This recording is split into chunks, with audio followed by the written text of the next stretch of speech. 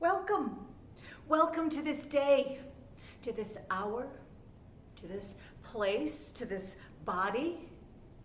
Together, we will answer a call to love.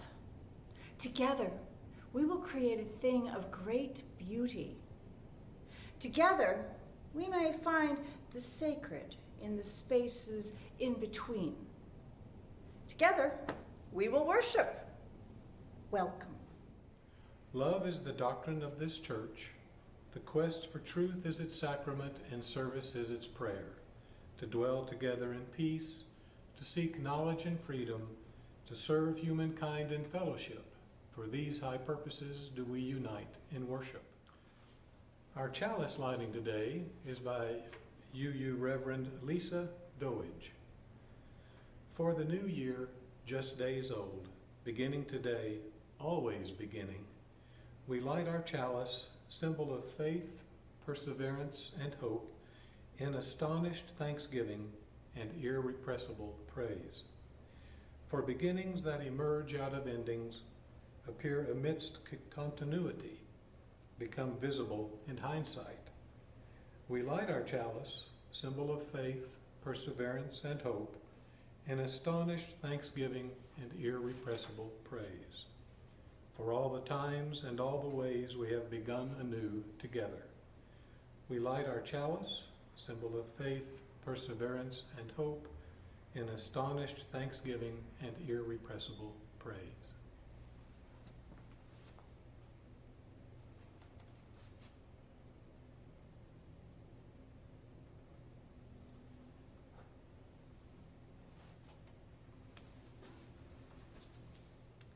And now, here's a little time. I want to talk to people of all ages. Kids, come a little closer. I want to say about how on Friday, several of us came here to the fellowship and we lit a big fire and we had a good time. It was so much fun. And it was so good to see so many of you again. I want to say how good it was to see you. So, hi, Eleni. Hi, Jace. Hi, Vincent. Hi, Jasper. Hi, Brinley. And hi Jacqueline, and hi to Penelope. It was so good to meet you. And hi to Savannah and Persephone and Jocelyn and so many others. What made this time so important was that it reminded us that some things are still good. It's still really good to work together on projects like gathering firewood or making hot chocolate. It's still really fun to slide down the slide and swing on the swings. It's still very satisfying to poke a fire with a stick. S'mores still taste really good, and hot cocoa is good on a chilly day still. Marshmallows will still catch fire if you put them too close to the flames. It's also still a little bit easier to share stories and ideas around a fire than it is sitting around a meeting table. It's still really good to hear our friends laugh out loud in person. All of this is still true. It's still possible. And I'm telling you all this because until we can all gather again together, there are still going to be many, many days where we might forget that these things are waiting for us. But I want you to know that the playground is still here. And when it is safe for us all to gather again together, it will be so good to see you playing. And until then, I'm going to keep thinking of you, wishing you well, and I trust and hope that you are growing well and wise, and it will be so good when I can see you again. Be well. I love you.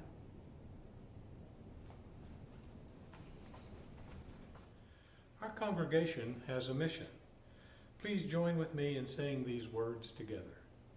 Our spiritual community lives courage, nurtures wonder, inspires justice, includes all.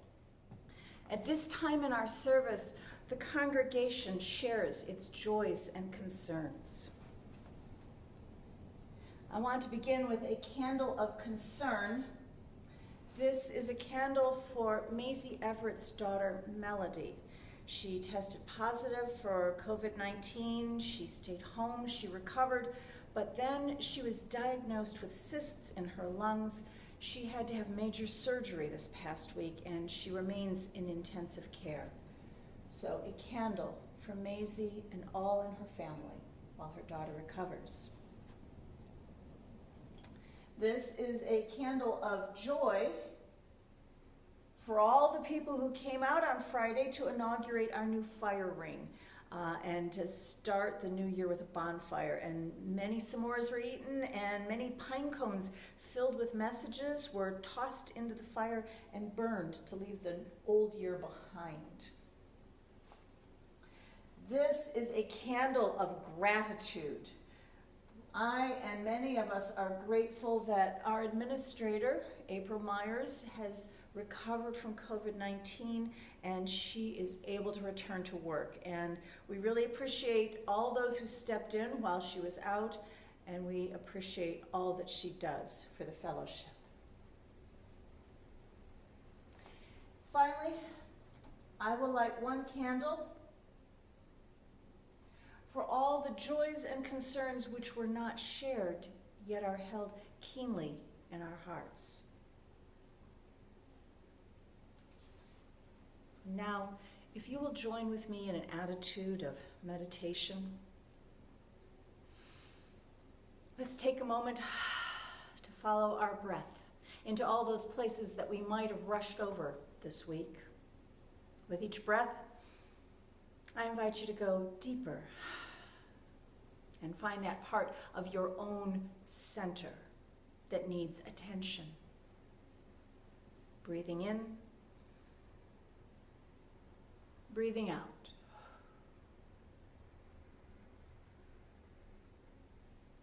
No matter your situation, your very existence is proof of your ancestors' dreaming. And you are not yet finished. Turning your face to stare into space, what possibilities are shimmering right before you?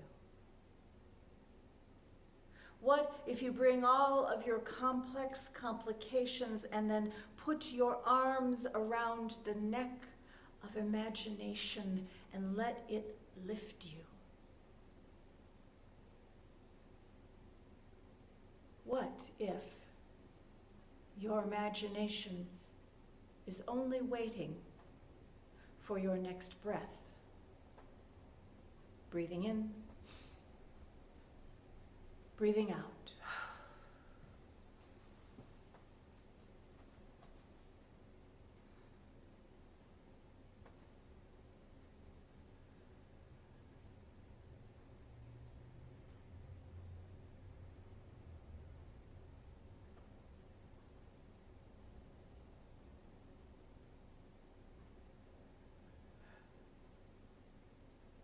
Blessed be. Amen.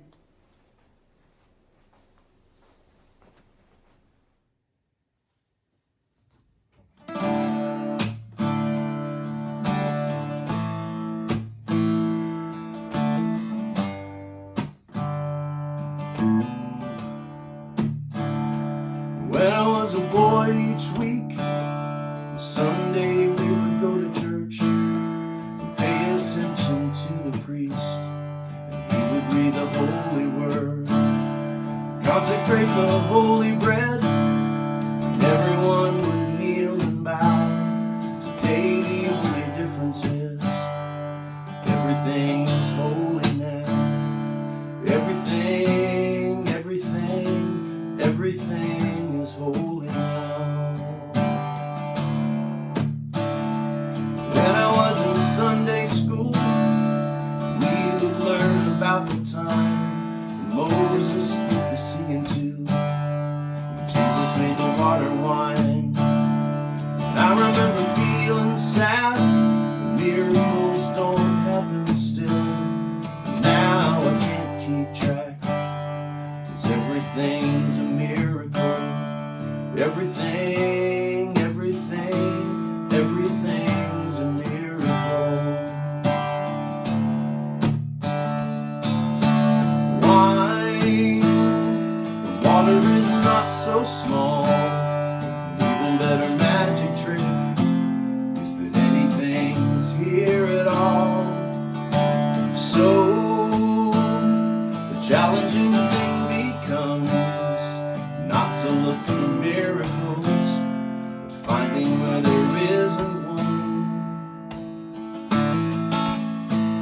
Holy water was rare at best, barely wet my fingertips. Now I have to hold my breath, like I'm swimming in a sea of it. Used to be a world half there, heaven's second rate hand-me-down, but I walk it with a reverent air, 'cause everything's holy now.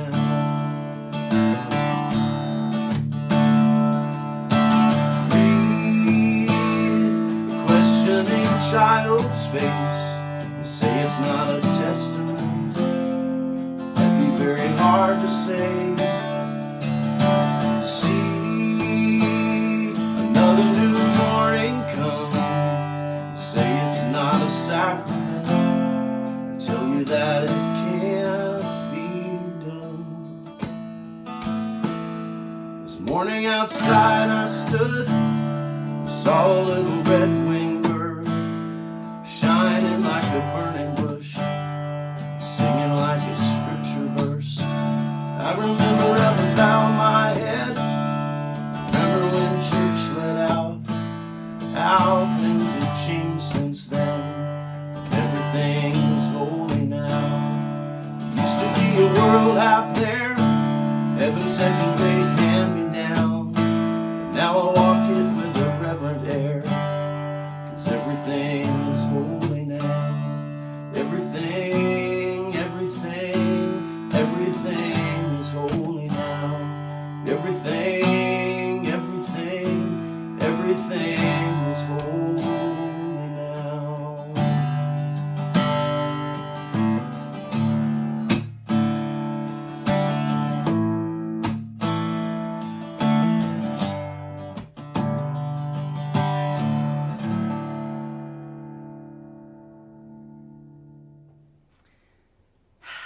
Before last year happened, sometimes I used to imagine how if somehow all of our technological infrastructure just crumbled, what would I do? And I figured, well, of course, I'd want to get my family close by, and we would start a real garden in earnest. We'd break out the backyard. And back in Austin, where we used to live, we also had a rainwater collection system and a flock of chickens. And so I figured if nothing else, we could still have water and omelets. Okay.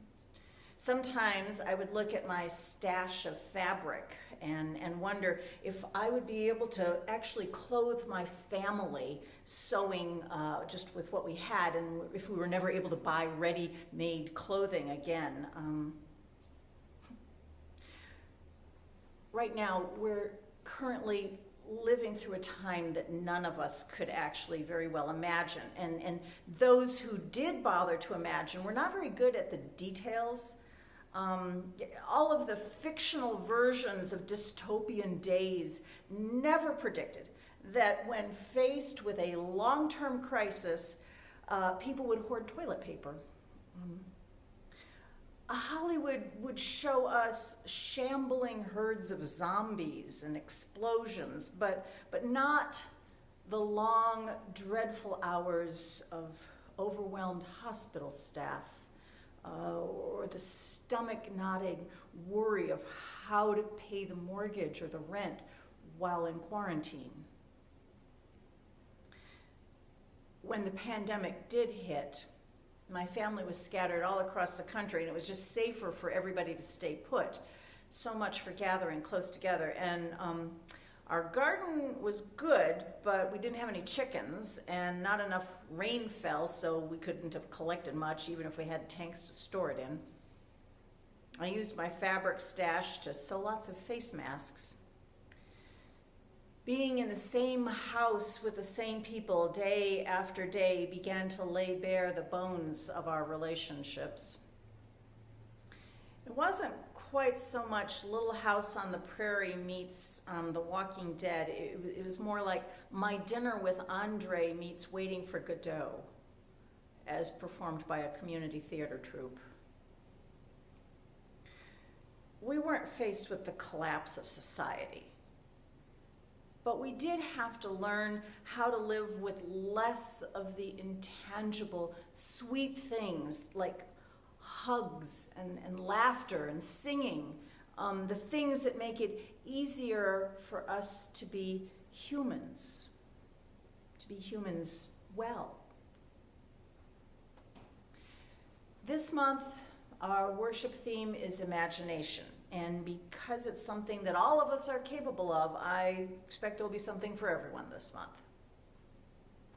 For 10 months now, we have been living smaller, isolated, with fewer pleasures or distractions. And our lives have shrunk to fit the required confinements imposed by this pandemic. Our vision has been obscured down to what is rather than what might yet be.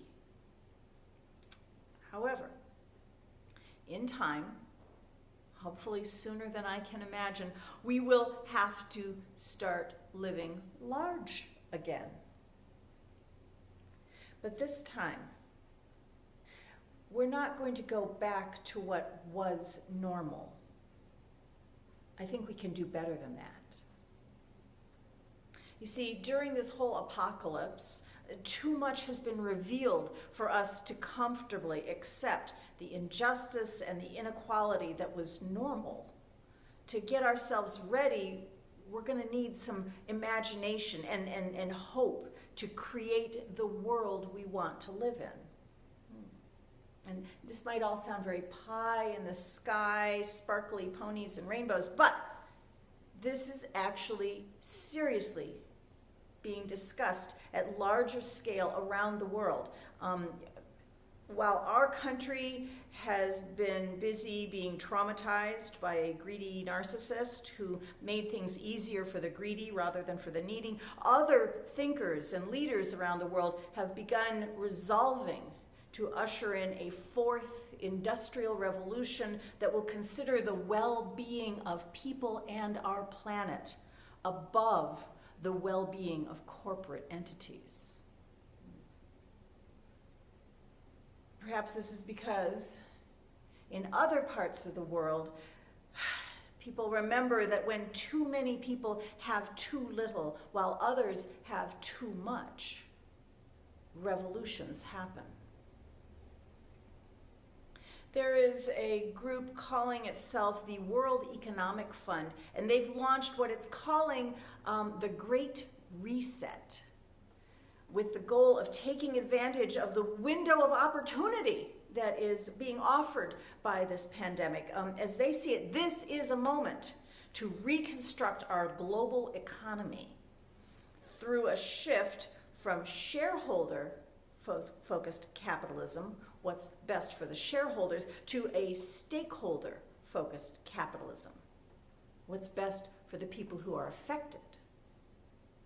The goal would require shifting what we consider profitable to include the ideas of fairness and sustainability and resilience. Make no mistake, this whole thing is being supported by global industrial players.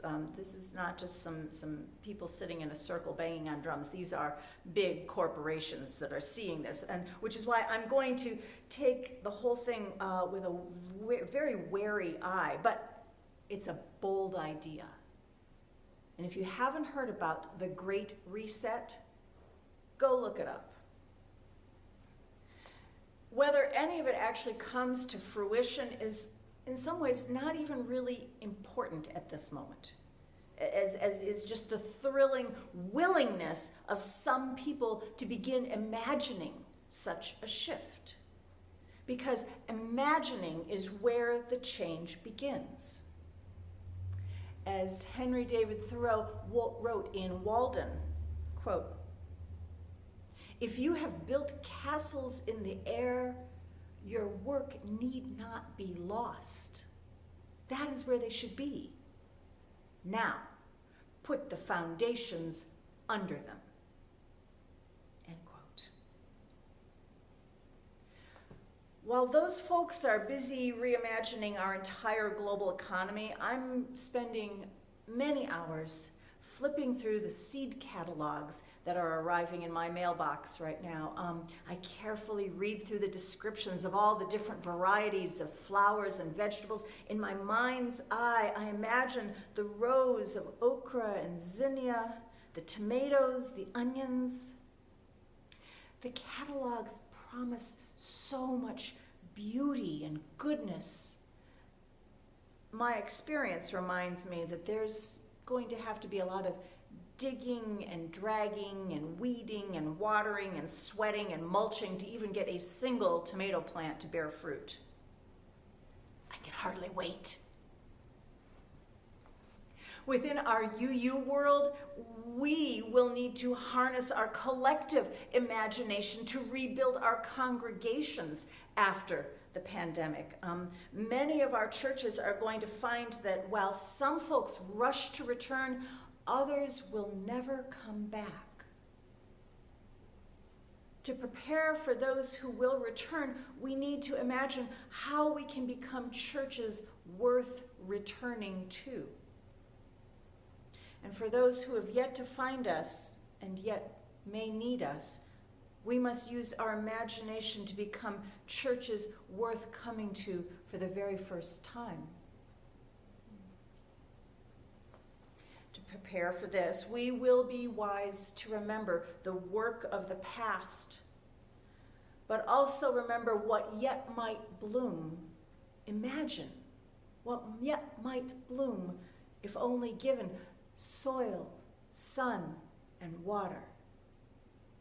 Because like the rest of society, our church is never going to be completely the same again. If we do it right, it will certainly not ever be the same as it was ever again, and hopefully it will be better. Perhaps we can start by imagining a church that expands beyond Sunday morning. Perhaps it will be the work of this congregation to learn new ways of being together that challenge and change the rest of the world. Perhaps we will be a place where we come to lay down our grief, our collective and individual grief of 400 years of racism and an exploitive economic system that treats people like things. Perhaps this is where we will begin to heal. Perhaps this will be a place where we learn to fully love our neighbors as we love ourselves. Perhaps this will be a place that revels and treats every potluck as a holy exchange of generosity. Perhaps we can even learn to treat one another as people of inherent worth and dignity. People of all ages have inherent worth and dignity. Perhaps that is who we will become. In the meantime, we should at least be willing to trust in our imagination as much as we trust in our science. For when asked if he trusted his imagination more than his knowledge, no less than Albert Einstein sweetly and patiently explained, quote, "I am enough of the artist to draw freely upon my imagination. Imagination is more important than knowledge. Knowledge is limited. Imagination encircles the world." End quote. So let our imagination, yours, mine, ours, let our imagination encircle this world.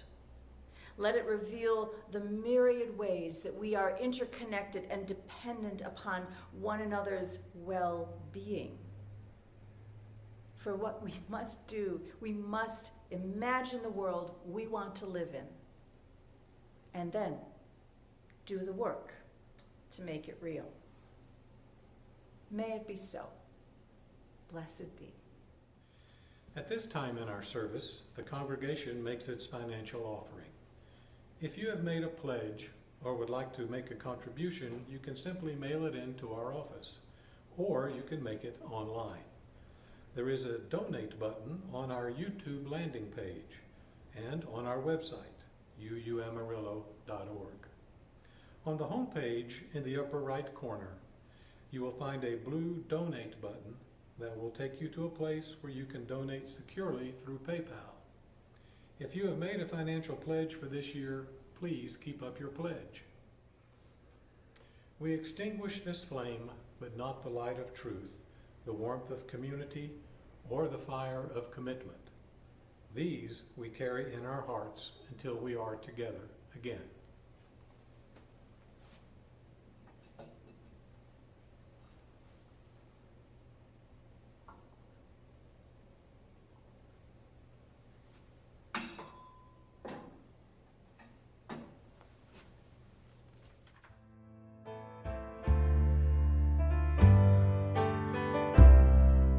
Spirit of life, come unto me. Sing in my heart all the stirrings of compassion. Blow in the wind, rise in the sea. Move in the hand, giving life the shape of justice. Roots hold me close, wings set me free. Spirit of life, come to me, come to me.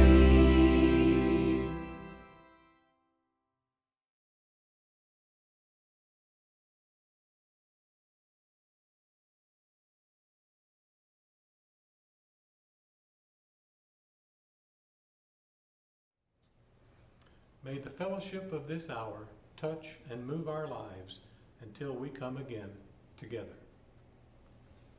As you go out into this world, please take these words with you. The lone wild bird in lofty flight is still with thee, nor leaves thy sight. And I am thine, I rest in thee. Great Spirit, come and rest in me. Go in peace.